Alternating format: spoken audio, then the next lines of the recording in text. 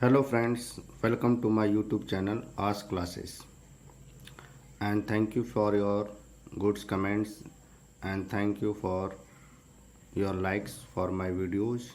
आप लोग ऐसे ही मेरा मोटिवेशन करते रहिए, मैं आप लोगों के लिए और अच्छी अच्छी वीडियो बनाने की कोशिश करता रहूँगा। आज इस वीडियो में हम लोग chapter number 7 class 10 coordinate geometry में एरिया ऑफ ट्रायंगल के बारे में डिस्कशन करेंगे। एरिया ऑफ ट्रायंगल निकालने के लिए आपके पास इससे पहले बहुत सारे फार्मूले आप पढ़ चुके हों, जिसमें से बहुत ही कॉमन फार्मूला आपने पढ़ा होगा कि एरिया ऑफ ट्रायंगल, जिसको हम इसको डेल्टा बोलते हैं। एरिया ऑफ ट्रायंगल को हम रिप्रेजेंट करते हैं 1/2 इंटू बेस इंटू हाइट। ये आप फार्मूला पढ़ चुके हो पहले। और दूसरा आपने 9th क्लास में पढ़ा होगा कि एरिया ऑफ ट्रायंगल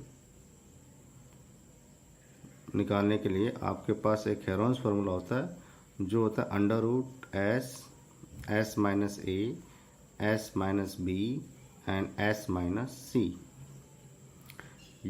इस फार्मूले में जब आपको बेस और हाइट पता हो तब उस ट्रायंगल का आप एरिया निकाल सकते हो, और जब किसी ट्रायंगल की तीनों साइडें पता हो तो वहाँ पर आप हेरोन्स फार्मूला का यूज करके एरिया उस ट्रायंगल की फाइंड आउट कर सकते हैं।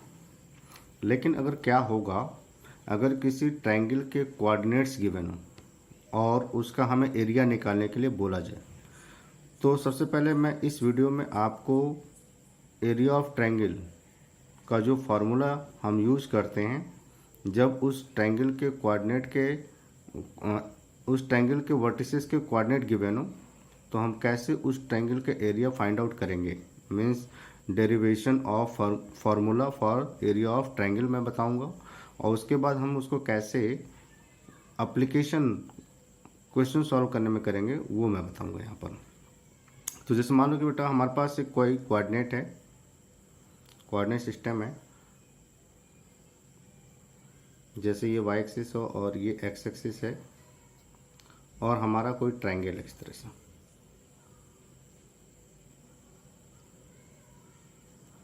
ये एक ट्रायंगल है जिसमें पॉइंट ए, इसका कोऑर्डिनेट है x1 और y1, और पॉइंट बी जिसका कोऑर्डिनेट है x2 और y2, और पॉइंट सी जिसका कोऑर्डिनेट है x3 और y3। तो जब भी किसी ट्रायंगल के कोऑर्डिनेट्स गिवन हो, मीन्स अगर किसी ट्रायंगल के वर्टिसेस के कोऑर्डिनेट गिवन हो, तो कैसे आप उस ट्रायंगल की एरिया फाइंड आउट करेंगे, तो इसके लिए हम यहाँ पर फार्मूला ड्राइव करना सीखेंगे। तो अगर आप मान लीजिए कि ये ट्रायंगल है और इसके वर्टेक्स ए का कोऑर्डिनेट x1 y1 है, वर्टेक्स बी का कोऑर्डिनेट x2 और y2 है, वर्टेक्स सी का कोऑर्डिनेट x3 और y3, और इसकी एरिया निकालनी। तो बहुत सिंपल सा काम ये करना है कि आप जितने भी इसके वर्टिसेस हैं वहाँ से एक परपेंडिकुलर लाइन ड्रॉ करिए एक्स एक्सिस पर। तो जैसे मैंने यहाँ पर ड्रॉ किया, इसको एम मान लीजिए, वैसे ही मैं यहाँ से ए पॉइंट से ड्रॉ करूँगा एक्स एक्सिस पर, इसको मैंने एन मान लिया, और सी पॉइंट से ड्रॉ करेंगे, इसको हमने आर मान लिया, और ये आपका ओरिजिन है, और बी पॉइंट का कोऑर्डिनेट x2 और y2 है, तो जनरल सी बात है कि O से लेके M तक जो होगा वो x2 होगा, और अगर A का कोऑर्डिनेट x1 और y1 है तो O से लेके N तक की जो डिस्टेंस होगी वो x1 होगी, और अगर C का कोऑर्डिनेट x3 और y3 है तो O से लेके मीन्स ओरिजिन से लेके R पॉइंट तक की जो डिस्टेंस होगी वो x3 होगी। इतना समझ में आ रहा होगा आपको। अब यहाँ पर आप देखो कि अगर हमें इस ट्रायंगल ए बी सी का कोऑर्डिनेट एरिया निकालना है, तो यहाँ पर हम इसको कैसे फाइंड आउट कर सकते हैं। तो यहाँ पर हम लिखेंगे area of triangle A B C. इसको हम लिखेंगे area of trapezium A B M N. ये देखो ट्रेपेजियम बन रहा है, ए बी एम और एन क्या बन रहा है, ट्रेपेजियम। ट्रेपेजियम क्यों बन रहा है, क्योंकि इसमें जो बी एम है और जो ए एन साइड है ये दोनों एक दूसरे के क्या है, पैरेलल है। क्यों पैरेलल है, क्योंकि एक सेम साइड पर परपेंडिकुलर है। तो इसका मतलब ये लाइन और ये लाइन क्या होगी, पैरेलल। और अगर किसी भी क्वाड्रिलेटरल में दो साइडें पैरेलल होती हैं तो वो क्वाड्रिलेटरल क्या कहलाता है, ट्रेपेजियम। तो हम इसको लिख सकते हैं area of trapezium A B M N, A B M N plus इसमें देखो ये भी ट्रेपेजियम है, A N R C. So we right here area of trapezium A N R C. And अगर हम इन दोनों ट्रेपेजियम के एरिया को प्लस कर दें, means trapezium A B M N और trapezium A N R C, इसकी एरिया को प्लस करके अगर हम इस ट्रेपेजियम के एरिया को माइनस कर दें, that is B M R C, तो यहाँ पर लिखेंगे minus area of trapezium B M R C. तो आपको इस ट्रायंगल की एरिया मिल जाएगी। अब आपको पता है कि एरिया ऑफ ट्रेपेजियम क्या होता है, 1/2 सम ऑफ पैरेलल साइड। तो अगर हम इस ट्रेपेजियम की बात करें ए बी एम एन की, तो सम ऑफ पैरेलल साइड कौन सी हैं, B M plus A N into height, height means ये परपेंडिकुलर डिस्टेंस, तो ये हो जाएगा M N, N plus 1/2।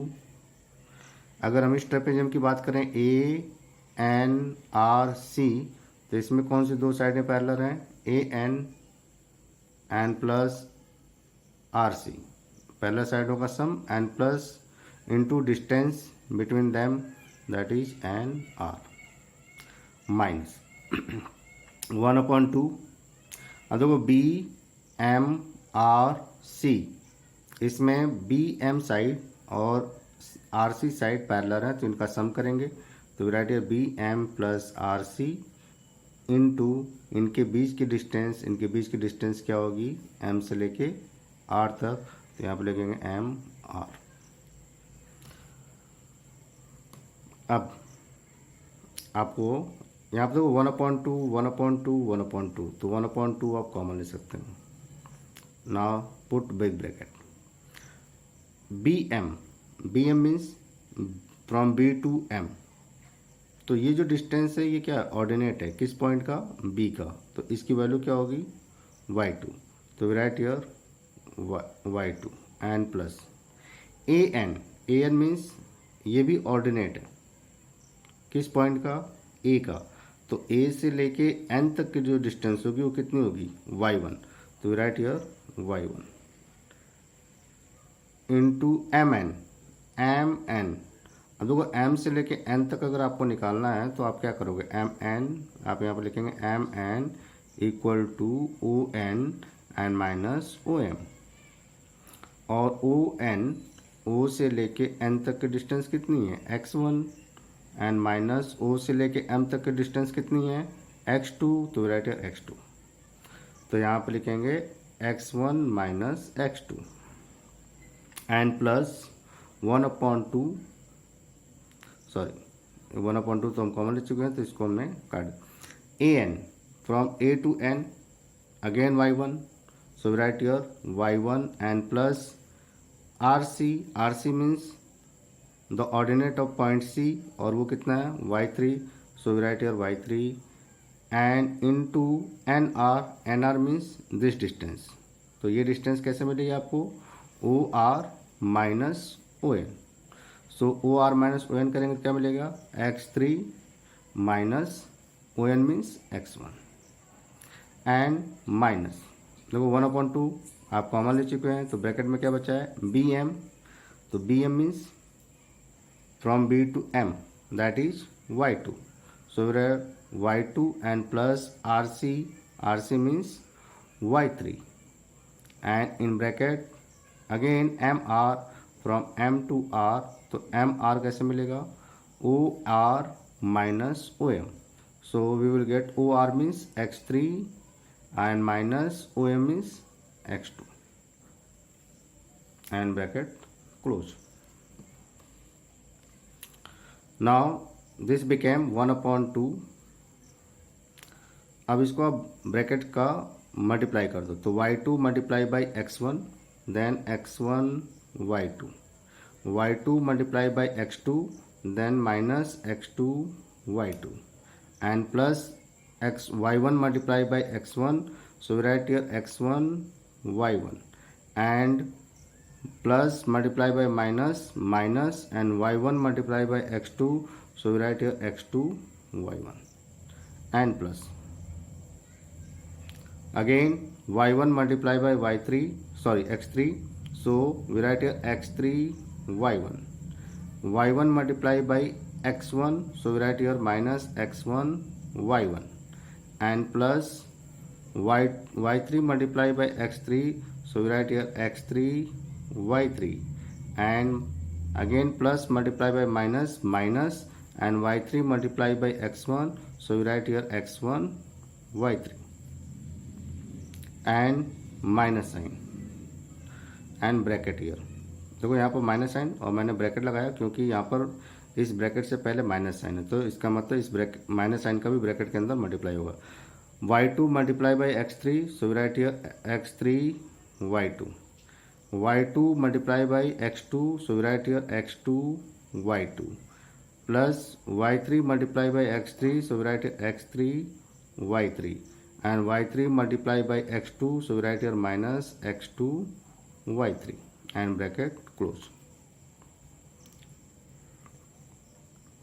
Now 1/2. Now x1 y2 minus x2 y2 and plus x1 y1 minus x2 y1 and plus x3 y1 minus x1 y1 and plus x3 y3 minus x1 y3 minus sign का इस bracket के साथ multiply होगा, तो minus x3 y2 minus multiply by minus plus x2 y2 minus multiply by plus minus x3 y3 minus multiply by minus plus x2 y3, bracket close. Now x1 y2, अभी आप देखो कि x1 y2 और कहीं पर है, x1 y2 नहीं, x2 y2 आप देखो कि x2 y2 और कहीं पर है, यस यहाँ पर, तो x2 y2 और x2 y2, इसका साइन क्या है माइनस, इसका साइन क्या है प्लस, तो ये दोनों कैंसिल हो जाएंगे. उसी तरह से x1 y1 और यहाँ पर भी है x1 y1, तो इसका साइन क्या है प्लस, इसका साइन क्या है माइनस, तो ये भी कैंसिल हो जाएंगे. उसी तरह से आप देखो x3 y3, इसका साइन पॉजिटिव है और इसका साइन नेगेटिव है x3 y3, इसका मतलब ये भी कैंसिल हो जाएंगे. इसके बाद यहाँ पर लिखेंगे 1/2 x1 y2. अब आपको देखना है कि x1 वाला कोई और टर्म है क्या, तो x1 वाला टर्म और यहाँ पर ये है, तो इसको एक साथ रखेंगे, तो that is x1 y3, means ये वाला टर्म और ये वाला टर्म एक साथ हो गया. फिर माइनस x2 y1, x2 वाला टर्म और कोई है यहाँ पर है, तो जो पॉजिटिव है उसको मैं पहले लिख रहा हूँ, तो x2 y3 ये दो टर्म्स एक साथ रखेंगे, एंड माइनस x2 y1, जो पॉजिटिव टर्म है उसको मैंने पहले लिखा है, जो नेगेटिव टर्म उसको बाद में लिखा है, and plus x3 y1 and minus x3 y2. Now this became 1/2 in bracket x1 is a common, so we write here x1 as a common, so in bracket y2 minus y3 and plus x2 as a common, so we write here y3 minus y1 and plus x3 as a common, then we write here x3 in bracket y1 minus y2. So we get the formula for the area of a triangle whose coordinate of vertices are given. आपको उस triangle के area निकालने के लिए formula मिल गया जिस triangle के vertices के कोऑर्डिनेट गिवन हो। अब आपको लग रहा होगा कि इसको याद करना बहुत मुश्किल काम है, लेकिन मैं आपको इसको एक शॉर्टकट तरीका बताता हूँ और आपको आसानी से याद हो जाएगा ये।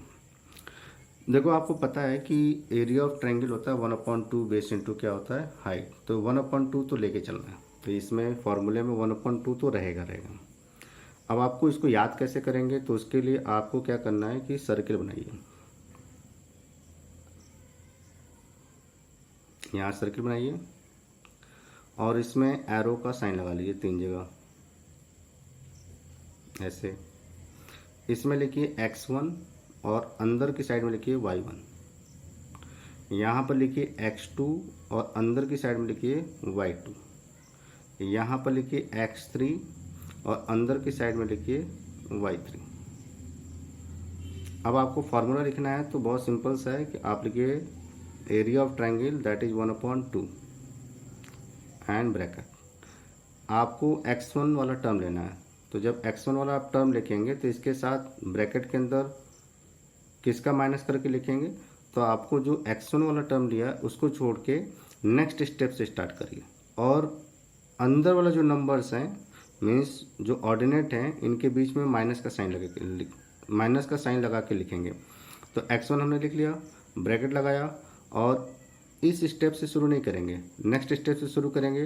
तो आप लिखेंगे y2 माइनस y3, तो यहाँ आप लिखेंगे y2 माइनस y3, फिर प्लस नेक्स्ट आप x2 लेंगे। तो अब आप यहाँ से स्टार्ट नहीं करेंगे, नेक्स्ट स्टेप से स्टार्ट करेंगे और अंदर की साइड से स्टार्ट करेंगे। तो अंदर की साइड क्या है, y3 और क्या है y1, तो इनके बीच में माइनस लग जाएगा, तो y3 minus y1 and plus next x3। तो फिर आप यहाँ से स्टार्ट करेंगे, तो ये क्या होगा y1 माइनस y2, तो ये हो गया y1 माइनस y2। तो इस तरीके से आप फार्मूले को आसानी से लर्न कर सकते हैं। आपको अगर ये ट्रिक याद हो गई तो आपको ये फार्मूला याद करने की ज़रूरत नहीं पड़ेगी। आप आसानी से मेरे बताए हुए ट्रिक से उस फार्मूले को लर्न कर सकते हैं। अब हम इसका थोड़ा सा एप्लीकेशन सीखेंगे और इस पर किस प्रकार के क्वेश्चन बोर्ड से एग्जाम में पूछे जाते हैं उस पर भी हम थोड़ा सा डिस्कशन करेंगे। अब देखिए, आपको सिंपल सा कॉन्सेप्ट ये है,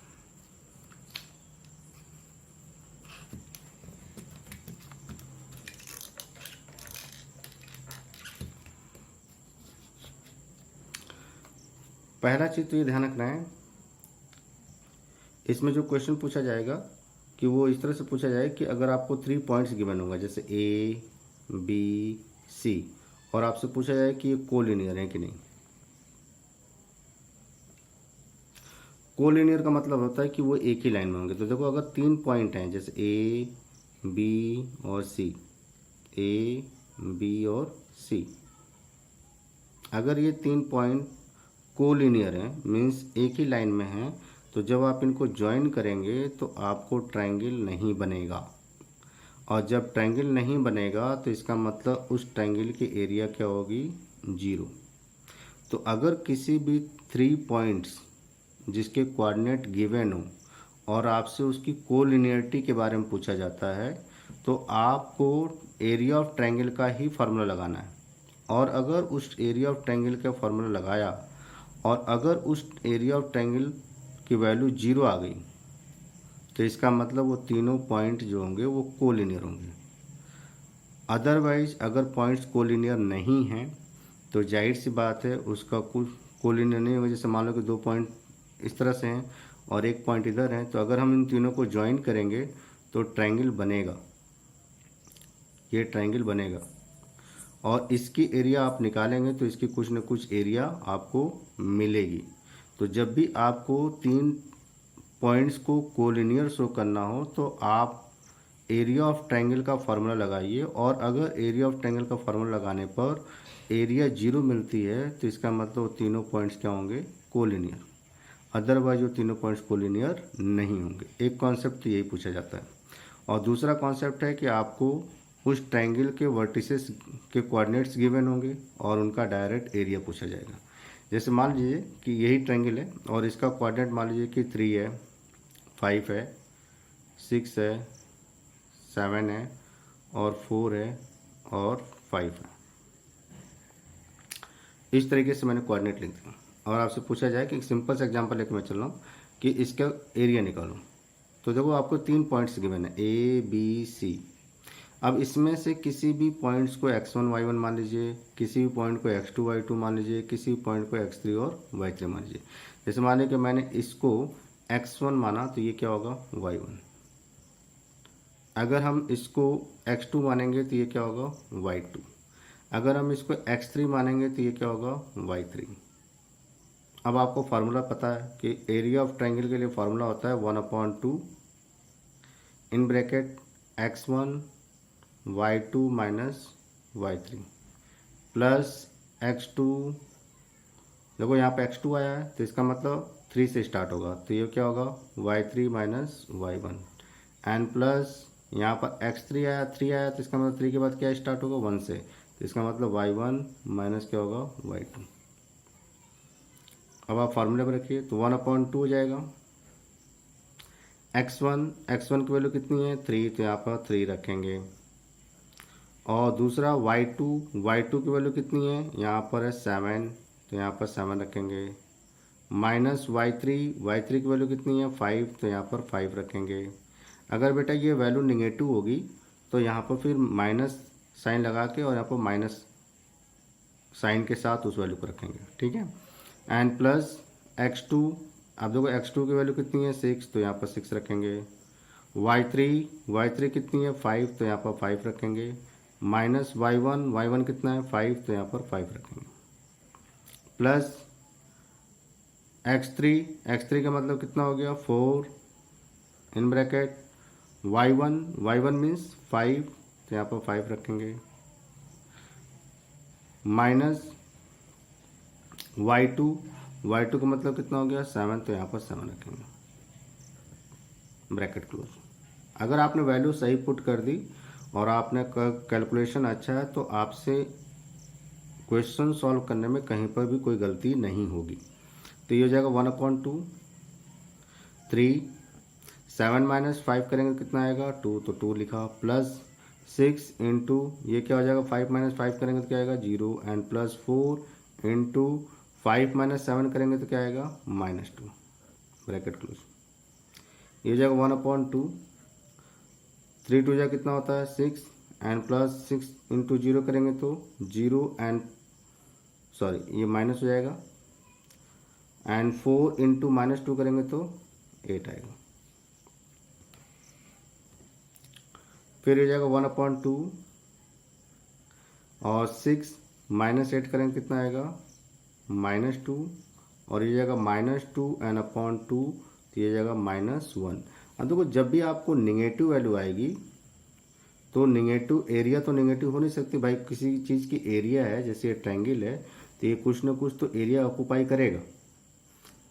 निगेटिव साइन आने का मतलब है कि इसका मतलब कि उसकी एरिया ही नहीं है। लेकिन अगर वो ट्रायंगल है और ट्रायंगल के वर्टिसेस के कोऑर्डिनेट गिवन है तो इसका मतलब कुछ ना कुछ एरिया ऑक्यूपाई करेगा।